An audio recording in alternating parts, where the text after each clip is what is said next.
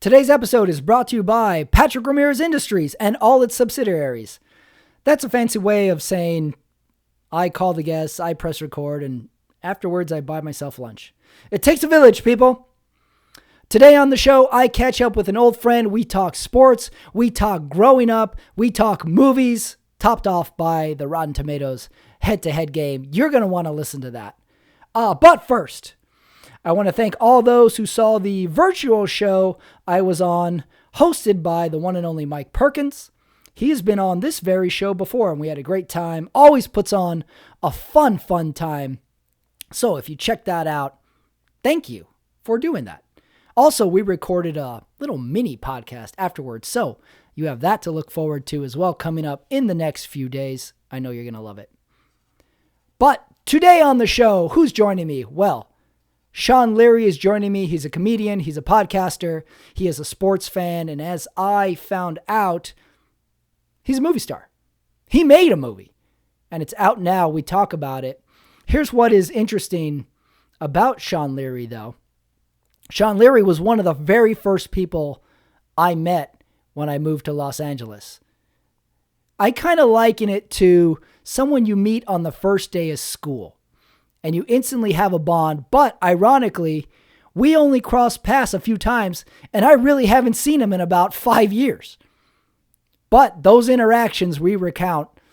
It's funny to hear his thoughts of the matter as well. So, Sean is on the show. I know you're going to love it. Running it back. What did we run it back on? Well, his life pretty much. Sports. We always end up talking sports in some way on the show. And of course, movies. Always some sort of movie angle to it. So, running it back this week, Sean Leary is on the show with me, Patrick Ramirez. Sit back, enjoy the show.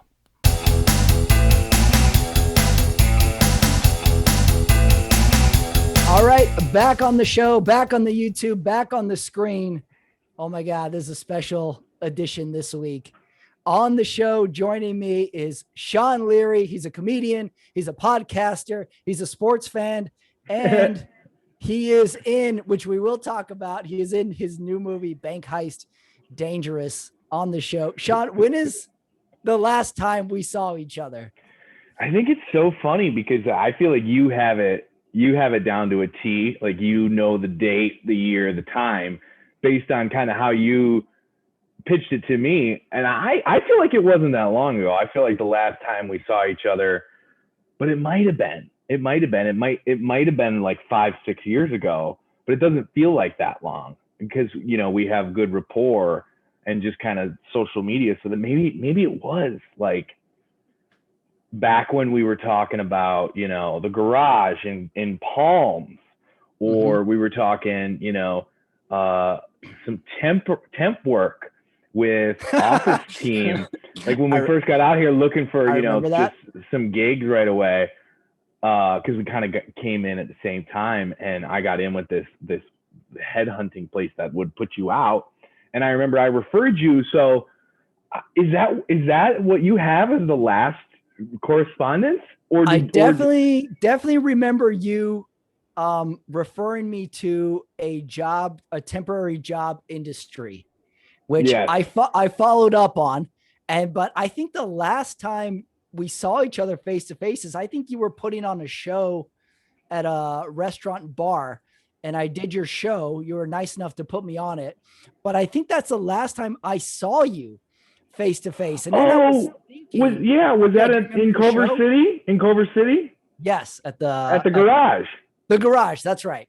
Yes, I do remember that. So that was the last time. Yeah, you came and kicked booty on that show. Do you remember if that was the Thursday night free parking, or if that was the weekend Friday night random, like monthly, that we did after that? I want to say free parking rings. I think that's what it was. Yeah. Because the ironic part was you would write free parking and then you would list instructions where to park in all the posts, because it was not the easiest. It was to park. So hard to find parking over there. That's that part of LA that nobody has a garage and nobody has a driveway. So it's just all street parking. So you have to fight. Like if you go do a show at a bar, you're not just fighting with other comics and audience members for a parking spot. It's everybody that lives in that neighborhood. Mm-hmm. So we had comics parking like 4 blocks away, running down the street to get up on stage. It was pretty fun. Yeah, I was one of those. I parked a few blocks away, and I remember walking by this sick recreational outdoor basketball court that had Okay. lights. Yeah, I think I know exactly what you're Yeah. talking And about. I'm like, Right there and in no one Palm. was playing on it. So I was like, I got to come. I really got to remember Yeah. this place. Got to I get gotta back come in on back. this. Yeah. Yeah, definitely. That was the last time I think I saw you face to face, Yeah, but so it that was was probably kind of like 3-4 weird. years then. That was probably about that. You're right. And I'm remembering all our direct interactions. And I would see you a lot early on when I first moved to, I even saw you before I moved to Los Angeles, when I would come here for little stuff. And I kind of liken it to, do you remember like you would go to high school or college and you would have the same class with someone and maybe you lived on the same dorm and you would see each other a lot. But then sophomore year, you didn't have classes with each other and you never saw each other again. Like, whatever That's happened to a that guy? really that's a All we great did was simile. hang out Yeah, and see yeah, each other. And now we don't, yeah. and I don't know what the hell's going on with that guy. Well, I got a girlfriend, so that probably could have totally taken me away from places that we would have been kind of kicking boots and dicking around at. Mm-hmm. So, you know, a lot of people said that might have been what it is as to why I was. And, you know, I don't know. I just, Ironically, the same thing happened to me in college. All my friends got girlfriends and never saw them again. For some reason, I took the opposite route. Yeah, well, whatever happens, happens, right? Tell me about this movie you're doing. I'm like All looking right. at the ads, the previews, and it looks like you've made yourself a full-on real movie.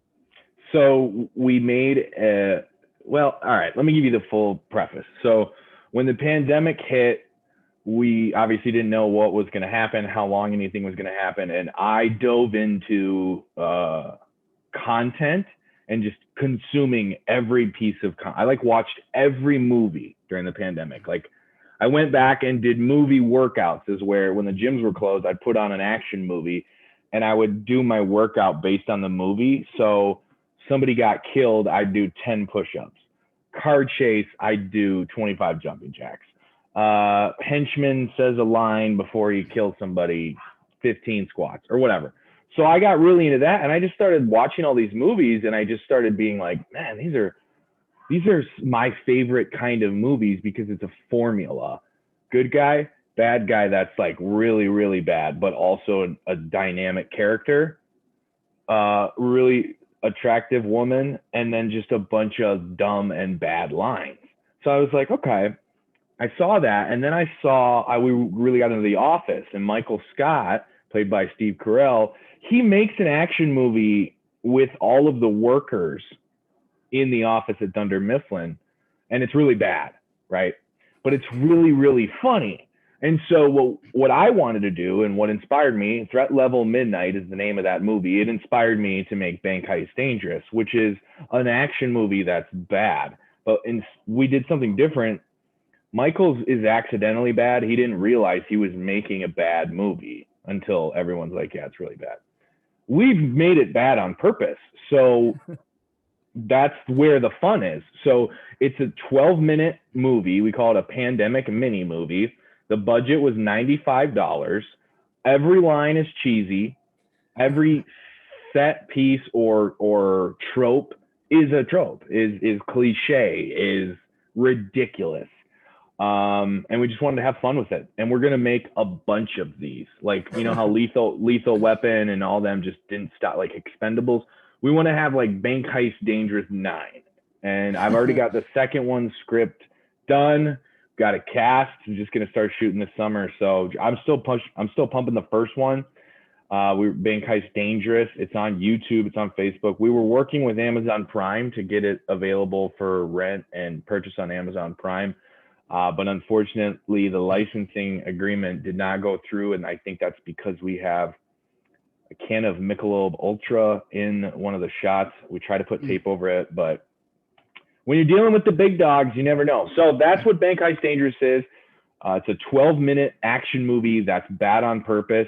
Main character is me. I played Detective Daddy. My girlfriend plays the bad woman named Veronica Sepulveda San Vicente. and the synopsis of the movie is a grizzled LAPD detective. I'm trying to get the perfect verbiage here. Does he It's play by his own rules? Yeah, he plays by his own rules. He's always hungover. Yeah. And she's a an unusual psychopath, robs the Federal Reserve. So check it out. It's on YouTube. There's good fake guns. There's chases. There's a huge fight scene on the roof. GPS tracking the helicopter extraction, but for $95. Yeah. So I like to look at it as like if everybody in the world can do this. You can just do it. So we're going to do it.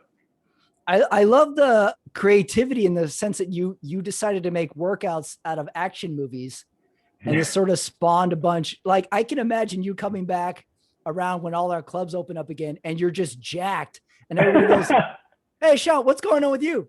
Fast and Furious 7, bro. Yeah. That it was all those movies too. I just do the Fast and Furious workout.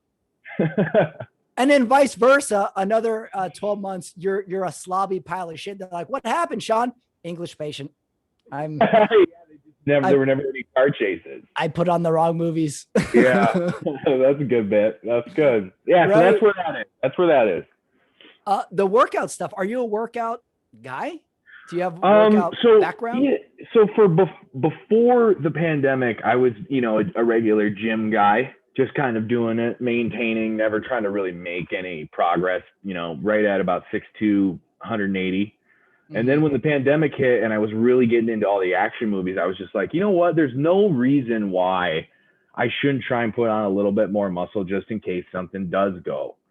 And I was like, I have the time. When you have the time, you got to go for it. And I didn't have a lot of other things to sink my teeth into. So I did sink my teeth into working out, and I was doing the movie workouts.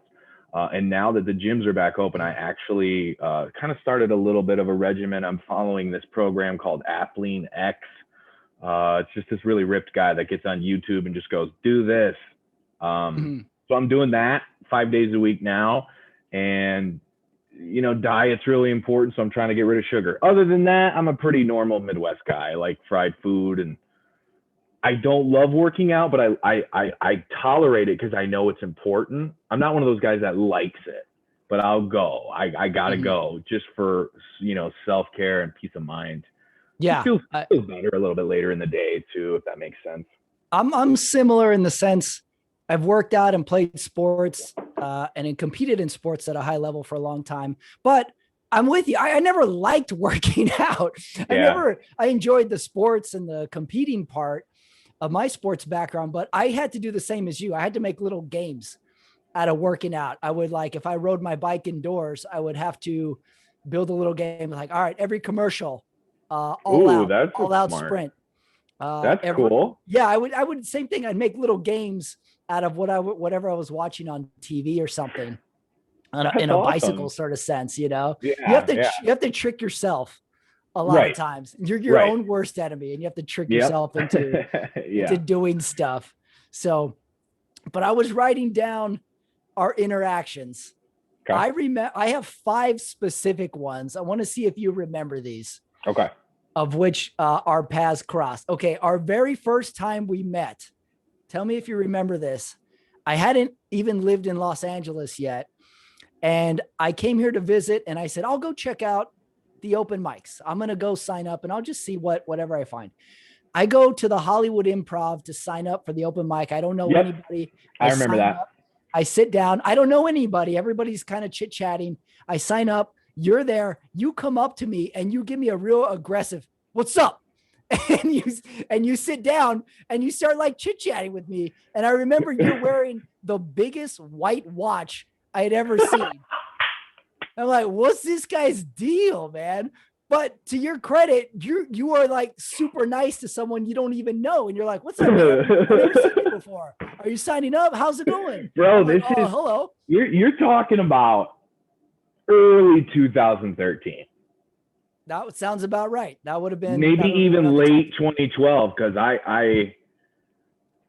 I don't think I got started in stand up out here until September of 2012. So 9 years ago. And then, yeah, I remember that day. I remember Jack Knight was there, and I remember I got up. I don't think I ever got up another other time aside from that time.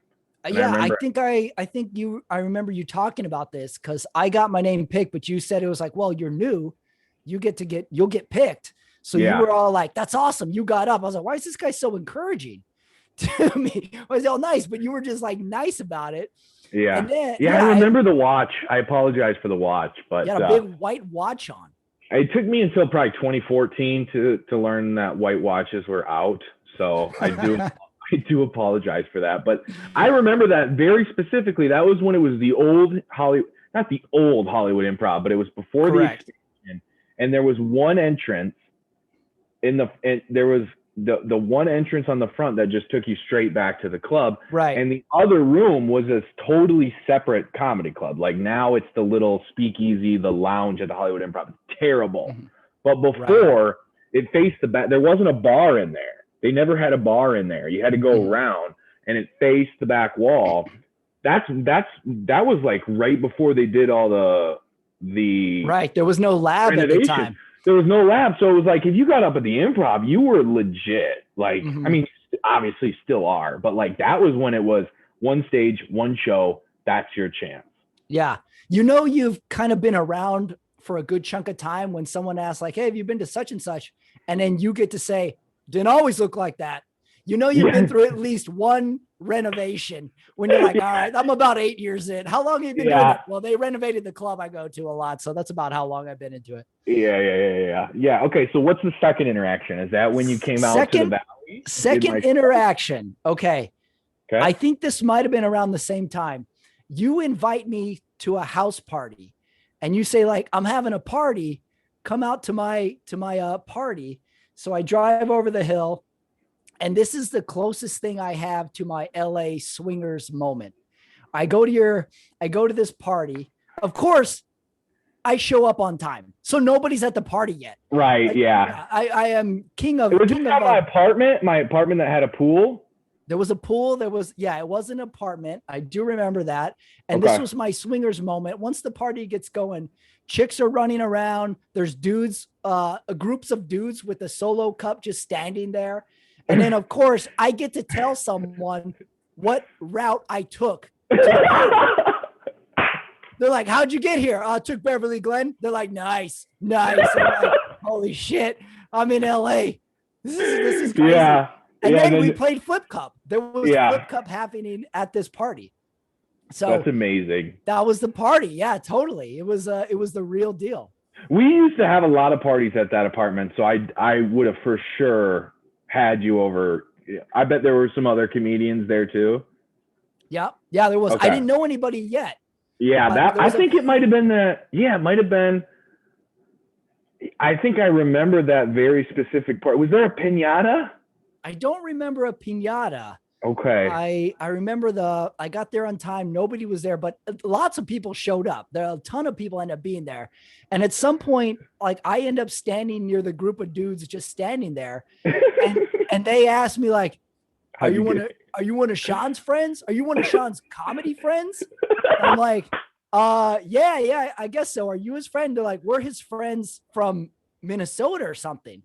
Right. And I was like, cool. And they say, cool. And then we didn't say another word. We just stood there.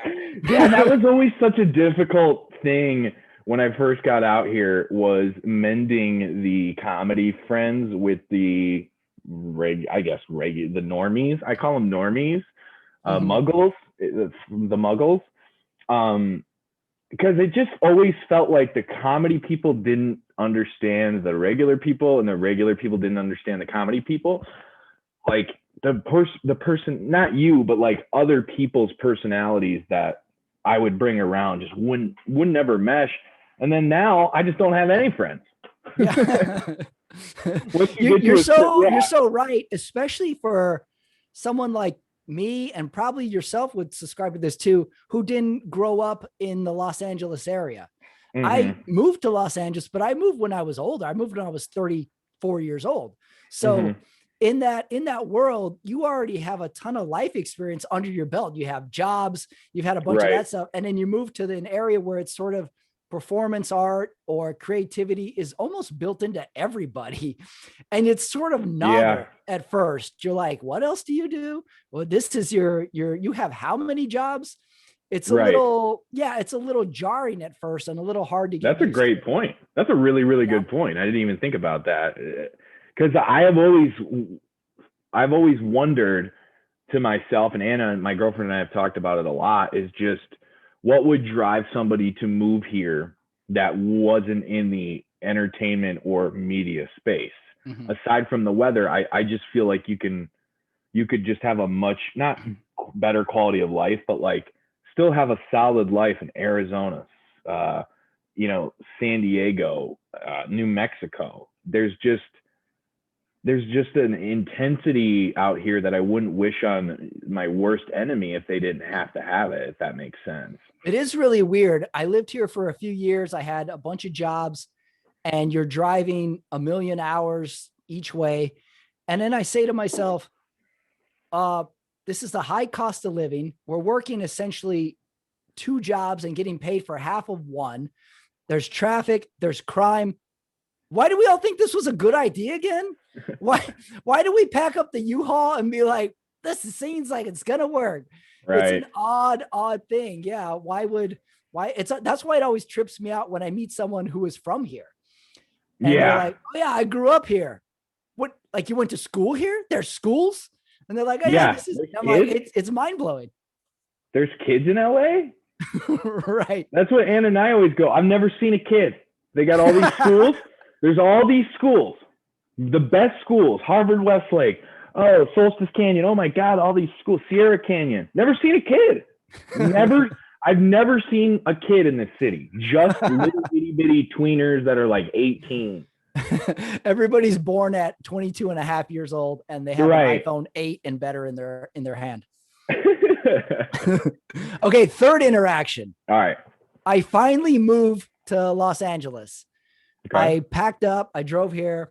I'm living somewhere, and then I see you at one of the open mics or shows where everybody's standing around and chit-chatting, and you go, "Hey, what's up, man? You moved here." And I go, "I sure did." And you go, "Awesome. Where do you live?" I say, "I'm living in Sherman Oaks." And you go, "Ah," and you kind of walk away. And I'm like, "What was that about?" What? You gave me the neighborhood shame. What a jerk. God, and that's where I'm at now. What a hypocrite. Right. What a tool. Right. And I didn't know what you meant. I was like, well, what does it mean? I just need to figure out where the grocery store is and how to get on the freeway. Damn. It was funny. You heard sorry I Sherman came Oaks. in so hot on that. I come in hot when you're at the open mic. What's up? Check out my watch. Then I come in hot at the party and I'm not even your go-between. So you got to talk to my Minnesota friends. And then now I'm scoffing at Sherman Oaks. Get out of here. I'm a douche. Your neighborhood shamed me. It was great. I can't believe that. I apologize. I'm giving you your first swingers and now your first neighborhood shame. Yeah. But the best part was you go, ah, and you walk away. I was like, where's it going? The more and more that you talk about me from back then, the more and more I just kind of sound like Kevin Dillon's character from Entourage, Johnny Bananas. He's just there being shitty. Well, I don't think you're that far off because at this point you're gaining kind of mythological status in my brain. And I think every community kind of in the, like I grew up in sports and in cycling, and you have a little core of people. And at some point, someone becomes the mayor of the cycling community. And same thing, we have it here. Someone is like the mayor of open mic. Someone is the mayor of guest spots. Someone is the mayor of guy on the road. So in my mind, I was like, this might be the mayor of comedy in LA. God knows, God knows everybody in town. Yeah. You don't find a single person on Facebook where you're not mutual friends that don't have mutual friends with Sean Leary.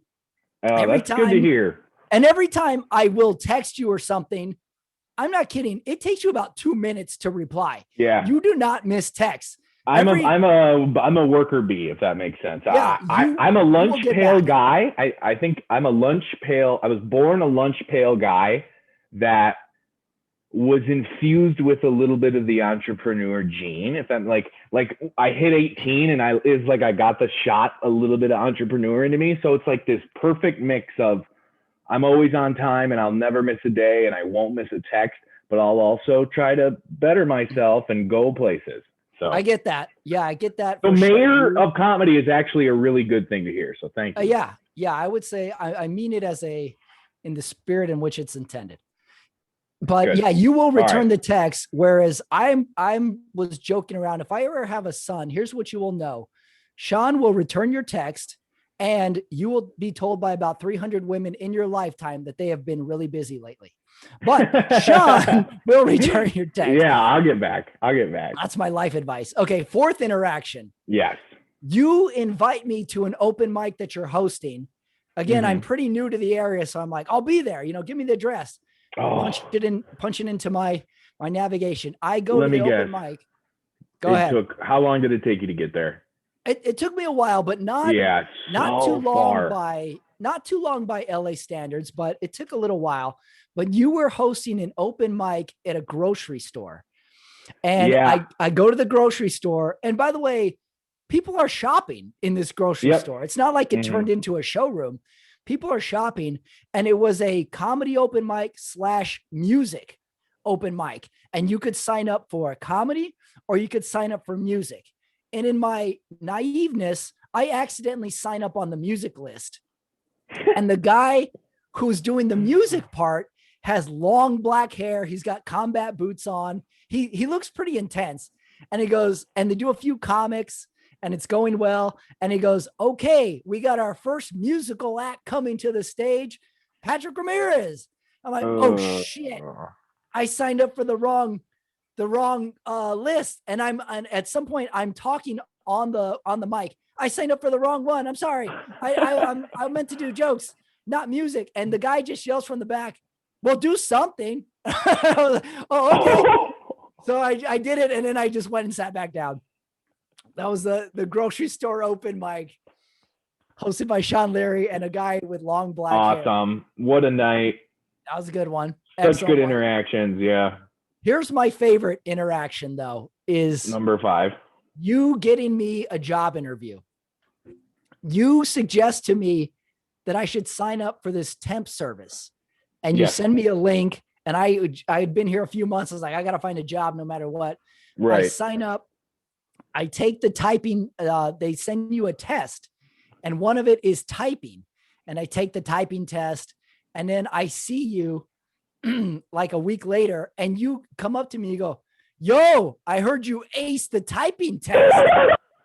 And I go, you know about that? I'm like, I guess I did.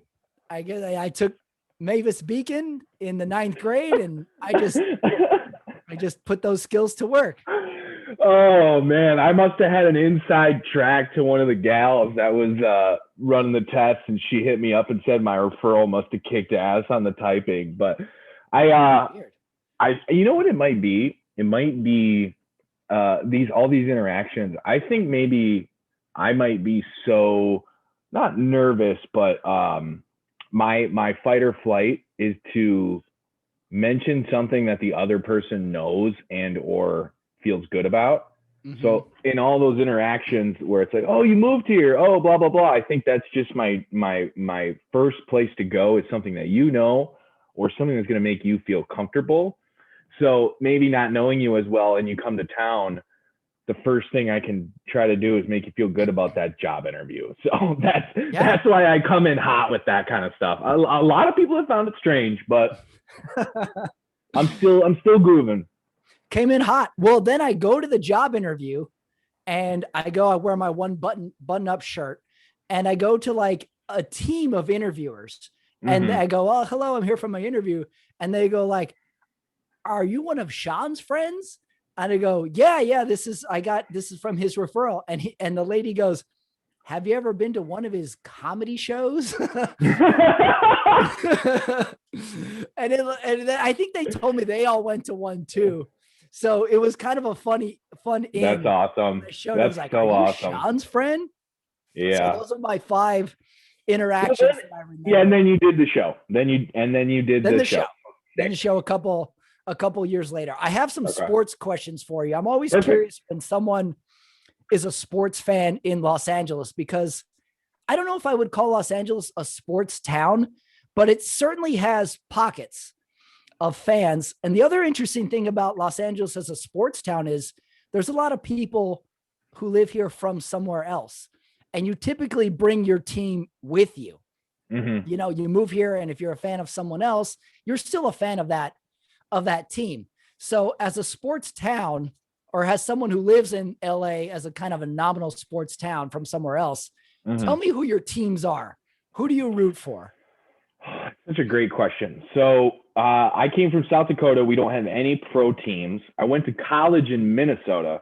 So I kind of adopted all of those teams and rooted for them, you know, up until I got out here. I tried to bring them with me right away, and it just didn't resonate. There's such small market in Minnesota. You never get their games. So I kind of started to just be a fan of leagues and sports. Really got into the NFL, really got into the NBA, not as much baseball, but then I really got into the Dodgers because they got really good right when I got out here, like 2012 and on. They've won the division every year, and their games are fun, and it's like a cool vibe over their old school stadium. So I'll root for them. Then when LeBron comes to LA, I'm like, oh man, the Lakers. So I'm going Lakers and Dodgers. And I know this is gonna sound like, you know, I just jumped on the bandwagon, but last couple of years, man, the Chiefs have been so fun to watch in football. I'd say the Chiefs are my football team right now. Lakers are my basketball team. The Twins are my number one baseball team, but they don't do anything. So the Dodgers is kind of, so those are the teams. Mm-hmm. Where'd you go to college? I went to St. Cloud State University, which is just outside of Minneapolis.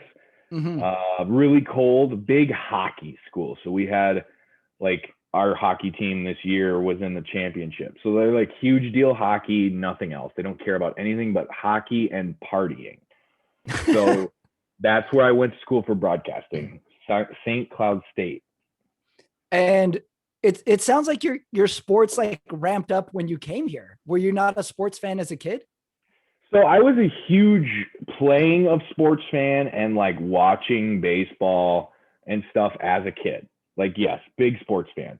But like my consumption and like media side of it, like wanting to comment on it and wanting to make it a part of my life has been since I got out here.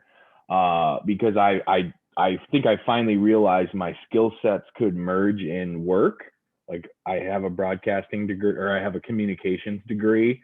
Plus I have experience in comedy and sports. So I wanted to make those things coexist. And I think I could have done that, you know, at an earlier point in my life. But once the pandemic hit, that gave me that perfect opportunity. Do you remember your earliest sports memory? My earliest sports memory of just kind of like devastation is like 2003. I was probably 13 or 14 at the time, and the Vikings were 8-7, and they were going into the final game of the season against the Cardinals in Arizona, who was terrible. They were like 3-12. They're just one of the worst teams. And all the Vikings had to do was win the game to make the playoffs. My dad and I were watching it in the kitchen of our house, and I had all my Vikings gear on. They were favored to win the game by at least a touchdown. We had Culpepper and Moss. We were just so much better. And of course, they blow the game. And at the very last play of the game, the Cardinals throw a Hail Mary into the right corner of the end zone, and Arizona catches it. And it's just I remember crazy. this game. It's a very specific game. I threw the remote against the wall. This was when I was like 12, 13 or something. Threw the remote against the wall and ran up to my room and cried. This was a team that had no chance to win the Super Bowl. This was like barely getting into the playoff type team. The Cardinals. Yeah, at this time, this was when they were so bad. Yeah. So that was like my first devastating sports memory. Is that I was like just started watching games on TV as like a kid without having it already be on because of the adults. I was seeking it out. That was like the first one I remember. You know, you're bringing something up in my head. We always joke about comedians being damaged and stuff, but we joke about sports as being like jocks, meathead, Letterman dudes, bully guys. But if you mend the two together, if you like comedy and sports, your trauma can very much come from sports, because Absolutely. there is a lot of disappointment when you grow up a sports fan. I Absolutely. remember crying as a kid because of sports results. I remember talking trash all week about the game coming up or whatever. And then come Monday morning, if your team lost, you were wrong. You Yeah. were a pariah on Yeah. Monday. So yeah, sports can be very, very scarring to someone as a little kid growing up. I remember I cried at the 1990 AFC Championship game. My favorite team was the LA Raiders, and they got blown out by the Buffalo Bills. This was the first year the Bills went to the Super Bowl. And my parents, the game was Sunday morning. And I remember my parents made us go to church. So I missed the first half of the game. So Oh I'm like, we no. got to get back. We got to get back. And we turn on the TV It and was they're like down like, 36. 40 to 3. And I Oh started no. crying. Yeah.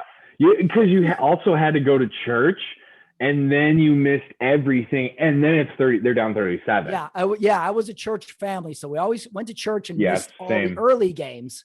Right. So a big part of my childhood was figuring out a way how to sneak in a TV into church.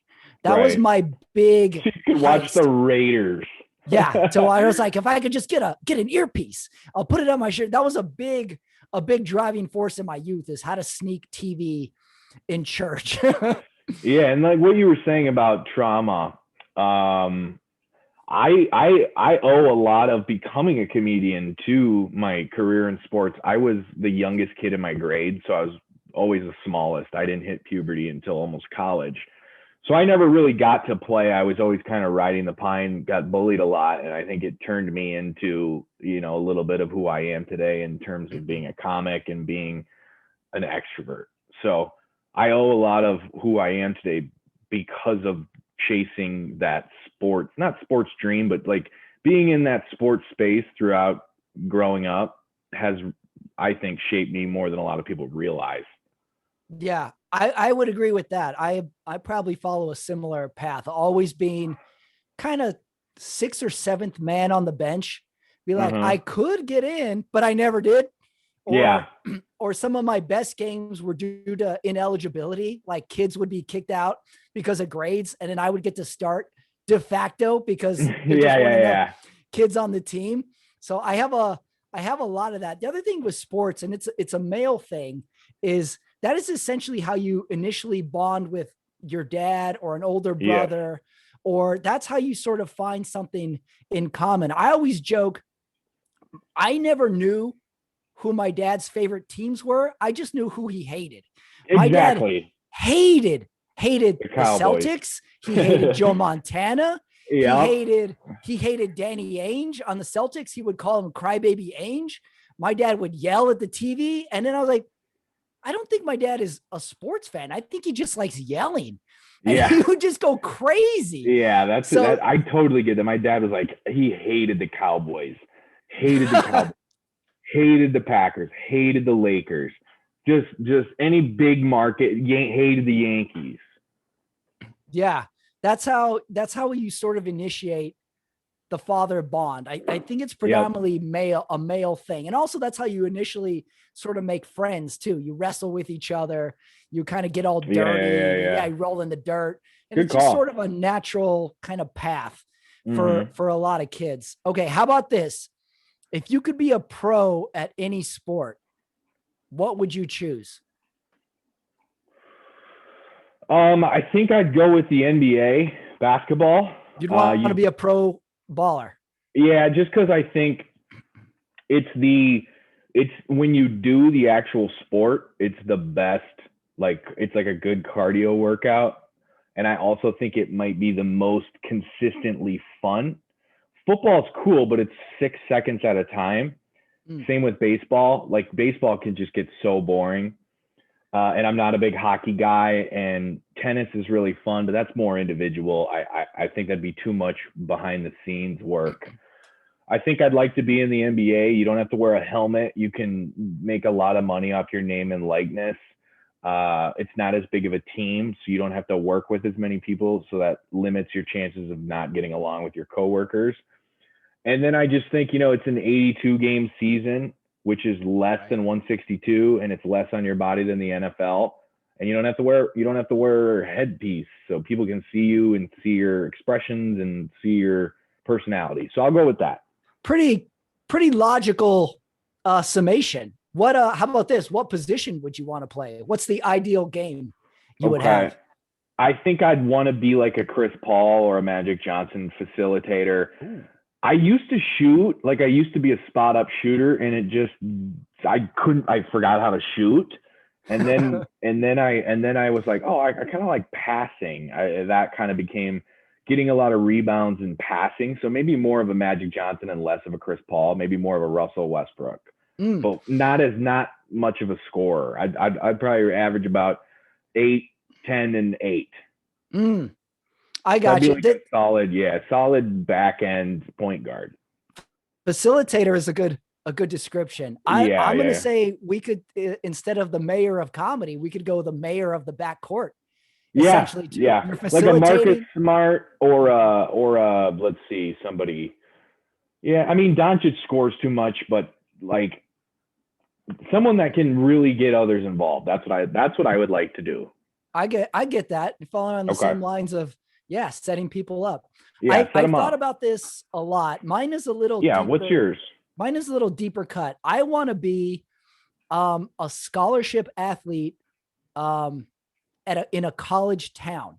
So, but that's a good call. I know my skills. I'm not starting material, but I wouldn't mind being the backup QB at, say, like in Iowa or a College Station, where it's a sports town, football is king, but I'll be the backup QB. Oh, okay. So you get to have all the fun and get the whole. I want to have all the fun. I want to max out all 4 years. Yeah. That's a great idea. I did not see that coming. Okay, cool. Yeah. Well, I've thought about this a lot. I give this a lot of yeah. My pro sports. Listening to your show last week, the No Credentials Pod. Yeah. You guys were doing best rivalries in sports. I want to throw a few at you. Okay. That I don't think were mentioned. Maybe they were. Ohio State, Michigan. That is a really good one. We don't get into college sports much. Right. I didn't hear a lot of college ones. So I there's a reason. I don't watch college sports. And I think that comes from the fact that my college only had hockey. I think if I would have went to, the first school I wanted to go to was the University of Minnesota, the Gophers. Like their solid program, solid sports program, maybe to below average, like middle of the pack. I wanted to go there. I didn't get in. So once I got to St. Cloud State, it was kind of more about my personal communications path and less about kind of I didn't have any affinity towards the school. Like I didn't feel passion towards the college, if that makes sense. So I think if I would have went to a Michigan or Texas A&M or a Tech or like a State, something that like you could really get behind and really have some gumption, then I'd be more apt to Ohio State, Michigan, Duke, North Carolina in basketball is awesome, but forgot about that one. Yeah. I just don't watch college sports that enough. So you're saying it wouldn't be out of the ordinary for you to make the jump from high school straight to pro if you were a player. Yeah. Like I really think I'd do the Dwight Howard, Kobe Bryant approach. Go full Kevin Garnett, Dwight Howard, KG, Moses Malone if you're over 45 years old. Yeah. Okay, I got Notre Dame, USC. Is that's the Bush push. I saw that with all my buddies back in my hometown. That was great. I just USC just isn't that sexy anymore. Like they don't win anymore. I think for these rivalries, they've got to be right now really good too. So yes, yeah, that is a good point. I just feel like USC hasn't been that good for a while. Yeah, and of course I got Cowboys Steelers. The other thing I like about the Cowboys is a good Steelers rivalry is I like how the uniforms clash. The colors against each other, I think are a good one. And of course I got Raiders Broncos.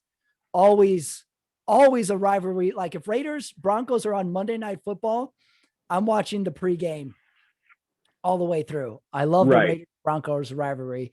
And then I might have went too far. I got some hypothetical rivalries. Okay. I got USA versus Russia. Oh, that's fantastic. Mm-hmm. Every movie right now, the villain is from Russia and the hero is from America. Yep. Many, I think, movies alone from 1984 on traded off of USA versus Russia. Along the same lines, East versus West. Yeah. We got East versus West, USA, Russia, but every all-star game is East versus West.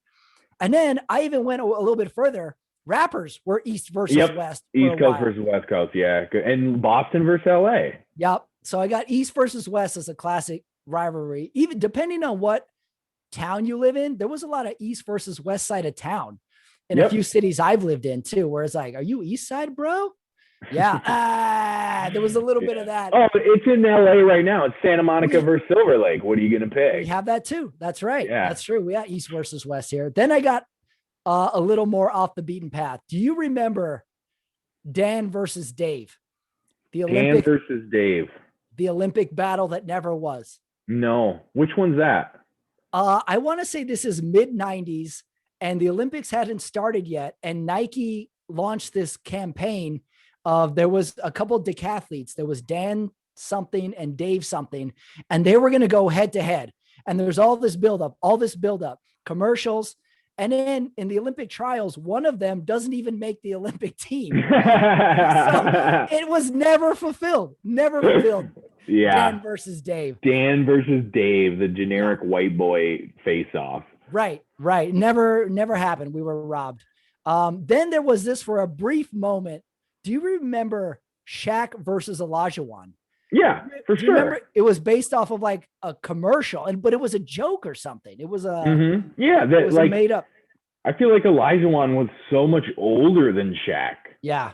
And then when Yao came, then it was Yao and Shaq. Those games were dope. When it was Lakers, Rockets, Tracy McGrady and Yao Ming versus Steve Francis. Stevie franchise, that's right. The franchise and Yao Ming were going up against Shaq and Kobe. That was the best when they had those old jerseys. Right. I'm not. Where do you stand on sports teams in general changing jerseys so frequently? I don't. I know it's all marketing and they want those dollars. And I like innovation, adapt or die. But with some of the teams, changing from the classic is only a detriment. So I guess it really just depends on the team. If you're a team that has no place in history of the league, like if you're the Bengals, the Jaguars, the Lions, or in the NBA, if you're, I guess the Magic have been okay, but like the Hornets and the Pelicans and the Kings, change your jersey as much as you want. But Steelers, Red Sox, Yankees, Lakers, don't touch. Dallas, don't touch. Yeah, I agree. There's two like lines of thought. There's one thing like, well, if you want to build a brand, we need some consistency. That's a good call. Like, you need that. Or let's change them every year, but you get one uniform for the whole year. So those are both perfect options. You just get your one jersey. Yeah. You can change it every year. But there's something to consistency. It's not like the military ever says like, guys, this year, teal. I agree. No, stick with it. Look at the big franchises. Dallas, Green Bay, Pittsburgh, New England. New England's maybe touched it once. The rest haven't. And it stinks a little bit of trying too hard when I see the Jaguars have two different tones of paint on their helmet. Right. It means the product on the field isn't very good. So look at our helmets. Yeah. Look at our cool helmets with the cat. The cat is always aggressive too. It's never like a cat or a leopard with like one ear up and the other one flapped down. Right. It's always growling. It's like, let's get it. We're going to get you. We're going to bite you. I'm listening to your podcast and I'm a little of the same. When you mentioned during this whole thing, it's like, I need to do a little thing on my own. And that's why I started this interview on YouTube. But I'm curious because you've had a few podcasts. Did you ever have interest in radio, in talk radio? Did you listen to talk Yeah. radio or sports radio as a kid or growing up? Who were your guys? So John Gordon does the radio for the Twins in Minneapolis, and I don't think he's still doing it, but I grew up on his voice, and his voice was amazing. So when I went to college, I wanted to go into all forms of broadcasting, like TV, radio, whatever it was. And then I ended up kind of doing a lot of radio stuff. My first job right out of college was the third mic on a radio morning show where I had to get up at 5 a.m. and I rode my Really? bike. No I way. rode my bike from where I lived, kind of near campus, to the radio station, which was downtown, from 5 to 9, usually 10 every morning, and then I'd go back to sleep. And then This is in South Dakota? This was in St. Cloud. This is when I right so out of college. you're riding your bike 5 Yep. in the morning in Yep. How cold St. were these Cloud. rides to the station? Pretty cold. I mean, when it got into the winter, I would drive, but like it was a grind right away. And then I would do the midnight to 2 a.m. show, and it was called the After Party. And I had a DJ name called Shane Black. And they'd have me go over to the wild country, the country station, where it was Toby Keith with Dirt Road Beer Truck on Wild Country 99. And then there'd be like a panther scream. So I was just trying to stack up as many jobs at the radio station as I could before I got to California. I wanted to save as much money as I could.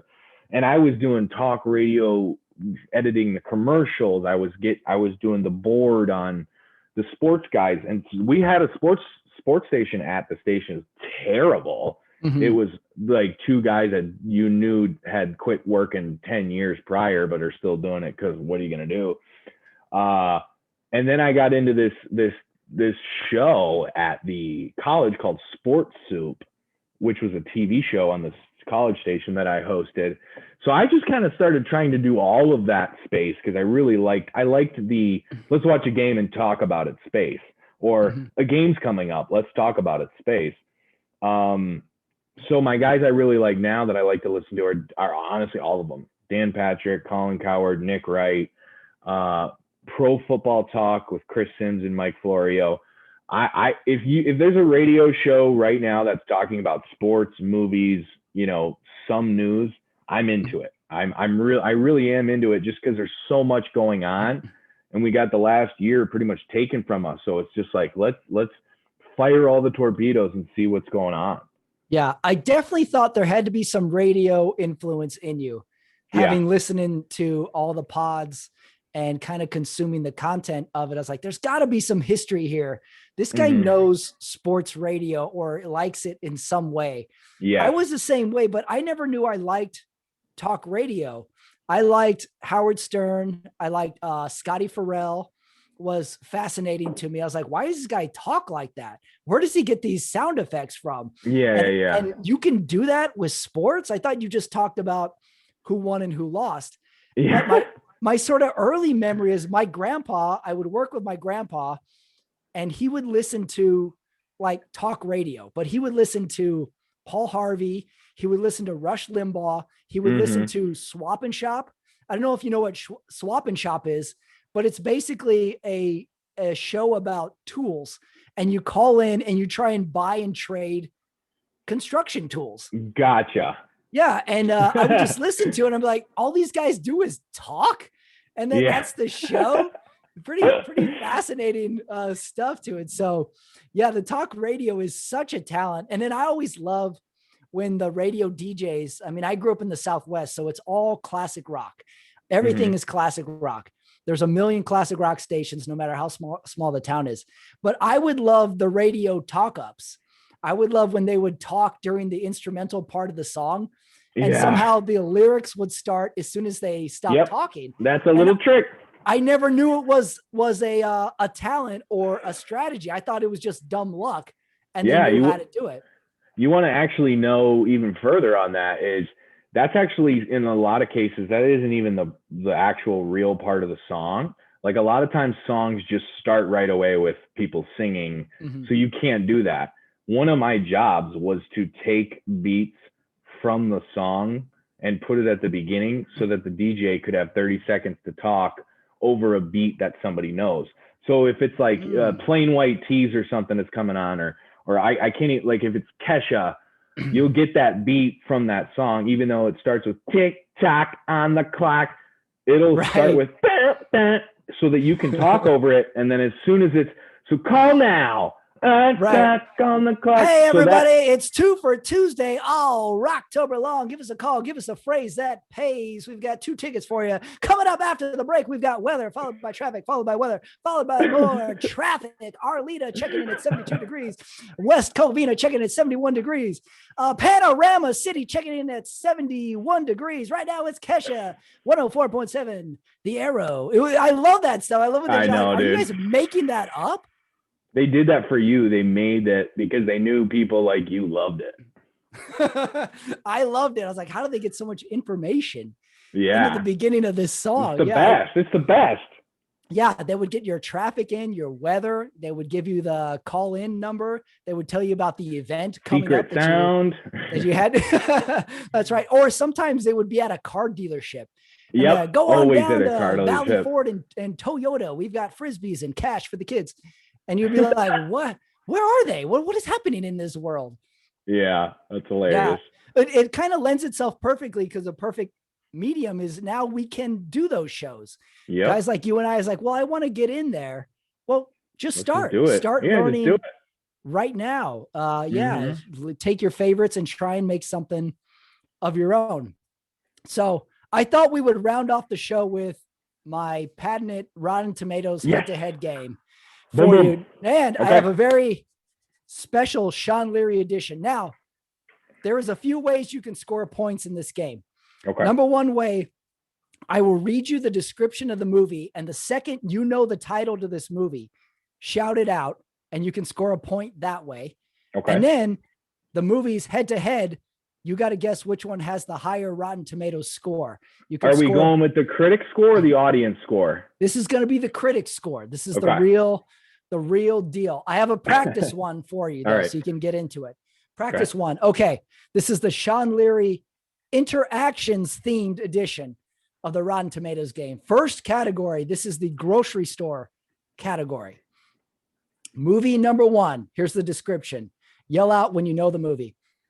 2 codependent high school seniors are forced to deal with separation anxiety as they plan to stage a booze-filled party which goes awry. Superbad. You got it. 2007. Superbad. All right, you're good at this game, Sean. Okay. I needed to wait for you to finish because there's another movie that came out last year that's very similar called Booksmart. Yeah, this could have been a few movies. You're right. You could have said Bachelor Party and not been that far off. Yeah. Okay, movie number 2. A recent college graduate films a documentary about herself and friends as they flounder in their attempts to forge relationships and begin careers. One friend has an endless string of one-night stands and awaits an HIV test. Another tries to come out to his parents, while the main character gets involved with a yuppie. While entangled with her love-hate relationship with a man who is struggling with an existential crisis. Damn, this one's hard. I thought I had it until the coming out part. I'm going to go with Sisterhood of the Traveling Pants. From 1994, this is Reality Bites. Oh, man. I didn't see that one. Good pull. Good pull. Okay, your movies are Superbad versus Reality Bites. Who has the higher Rotten Tomatoes score? Practice round. Superbad. Superbad is at 88%. Reality Bites, 64%. Okay, I think you got the hang of this game. Yeah, let's do it, baby. All right, let's get into the real deal. Concentrate now. Okay, first category, Sean Leary themed edition. This is the neighborhood category from when I was shamed for living in Sherman Oaks. Your description for the first movie, neighborhood category. Los Angeles private eye is hired to investigate what he believes is a routine infidelity case. The investigation becomes anything but routine when he realizes he was hired by an imposter. He soon becomes entangled in a trail of corruption, deceit, and sinister family secrets. Do you have a guess? I got 2 guesses. One from the 70s, one from the 90s. They're Ooh. both similar. I got to go Chinatown. From 1974, Chinatown is correct. Yeah, my other guess was LA Confidential, so close. Oh, pretty good. Pretty good. Okay, you're All on right. the board. You got 1 point. Chinatown. All right, number 2 movie. An alcoholic screenwriter attempts to drink himself into oblivion. After meeting a prostitute, they strike up an unconventional relationship. While they offer each other support, the self-destruction threatens to eclipse their bond. This is a movie that I haven't seen, but I think this is Lost in Translation. From 1995, this is Leaving Las Vegas. Oh! See, I thought that was the easier one of the two to choose. You got the hard one. Okay, your movies. Chinatown versus Leaving Las Vegas. Which one has the higher Rotten Tomatoes? I'm going to go with Leaving Las Vegas. Leaving Las Vegas, 91% on Rotten Tomatoes. Chinatown, 99% on Rotten Tomatoes. I never knew a movie had such a high score. Critics love Chinatown. I couldn't even finish it. It is 1974. It is a little bit different of a pace. It's the same thing with Citizen Kane. Like, people talk like it's a perfect movie. It's not. It's boring. There's a lot of movies you go back and watch from the action movies. Go back and watch Death Wish or what's the Clint Eastwood one? It is really slow. Yeah, There's a lot of like non-dialogue. And they don't use music. They never used music in movies until, Jaws was the only movie that used music to enhance the movie. It was a different time. And then all of a sudden I'm trying to think, like, when they started like legitimately having music in the background of scenes to amplify it, like not just soundtracks, like Indiana Jones and all that stuff. I'm talking about like when the hero was chasing somebody, it would just be silent, Patrick. Right. And you then finally, feet on the ground. Yeah. Finally, they were like, okay, let's add some tension here with a. Yeah, I always like the move where the hero makes a hard turn in the car and the hubcap pops off and rolls down the street. That's my favorite action movie / 80s police TV show trope. Okay, well, you're on the board. You got a point. Yeah, I got a point. Okay, category number 2. This is the job interview category from my excellent typing test result. Movie number 1. A recent college graduate with big dreams lands a prestigious job where she is an assistant to a diabolical editor. She questions her ability to survive as a whipping girl. Wears Prada. You got it, from 2006. Boom, I love that movie. I surprisingly love this movie too. Anne Hathaway's hair has never been straighter. It's a fun movie. Yeah. We all at some point, it's a good movie when you're a male and the lead character is female and you're like, I wish I could do that. Yeah, exactly. I want to get in there and do that. Yeah, I want to hang out with Stanley Tucci. Right. Yeah. Okay, movie number 2. A nice guy loses all hope when he is abandoned at the altar by his fiancée. After meeting a young woman who enlists him to plan her wedding, he falls in love with her and must win her over before she gets married.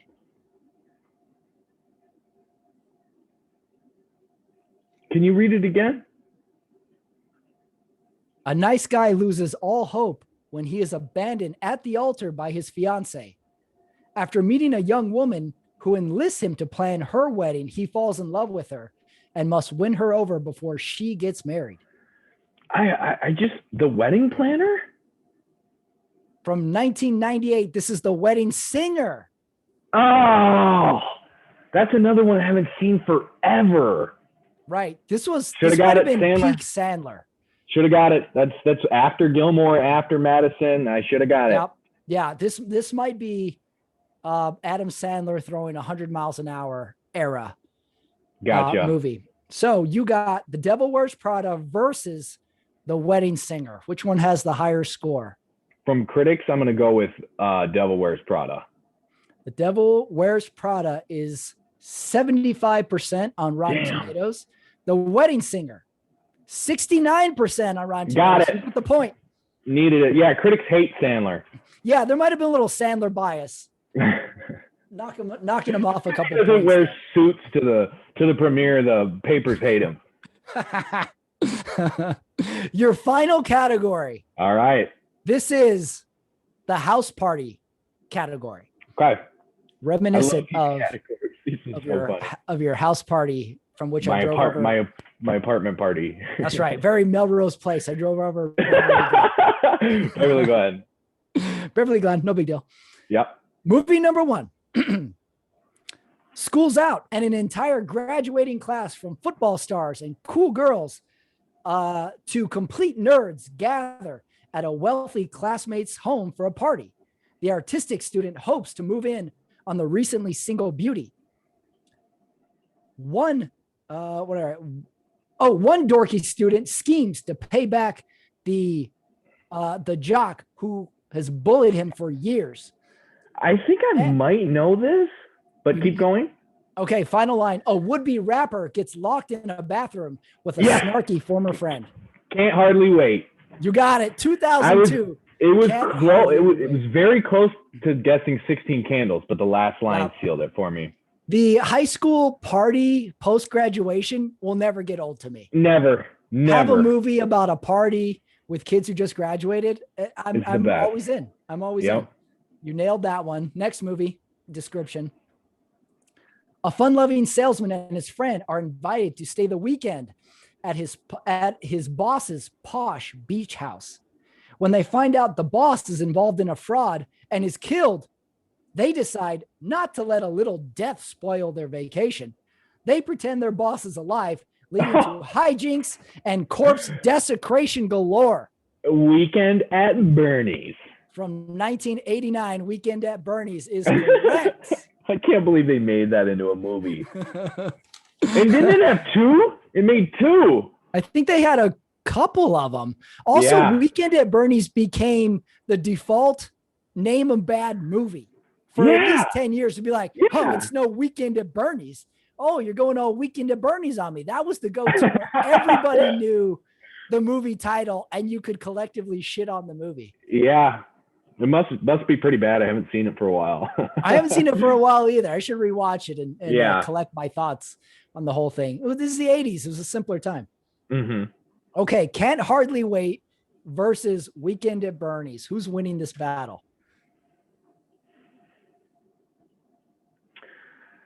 For the critics, God, I don't know. You know what?